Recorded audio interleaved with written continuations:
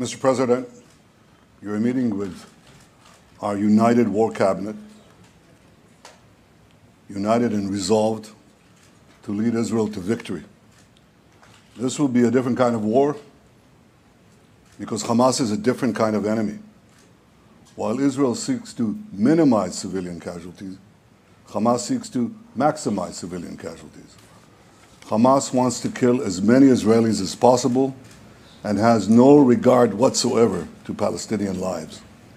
Every day, they perpetrate a double war crime, targeting our civilians while hiding behind their civilians, embedding themselves in the civilian population and using them as human shields.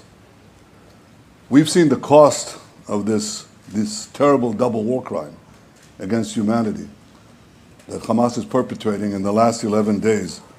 As Israel legitimately targets terrorists, civilians are unfortunately harmed. Hamas is responsible and should be held accountable for all civilian casualties. We saw the cost of this terrible war crime yesterday when a rocket fired by a Palestinian terrorist misfired and landed on a Palestinian hospital. The entire world was rightfully outraged, but this outrage should be directed not in Israel, but at the terrorists. As we proceed in this war, Israel will do everything it can to keep civilians out of harm's way. We have asked them and will continue to ask them to move to safer areas. We'll continue to work with you, Mr. President, to assure that the minimal requirements are met, and we'll continue to work together to get our hostages out. Mr. President, the road to victory will be long and hard, but united in purpose and with a deep sense of justice and the unbreakable spirit of our soldiers and our people, Israel will prevail. Thank you, Mr. President. Well, thank you, Mr. Prime Minister.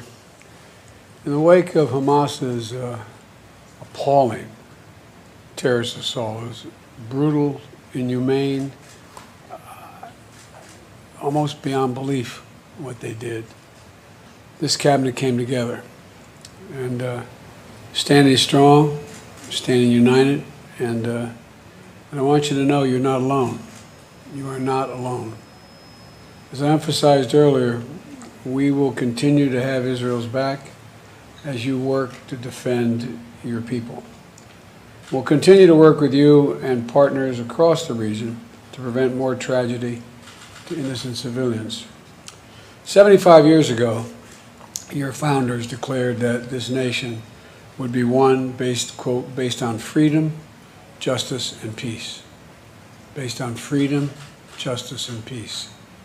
The United States stands with you in defense of that freedom, in pursuit of that justice, and in support of that peace. Today, tomorrow, and always, we promise you.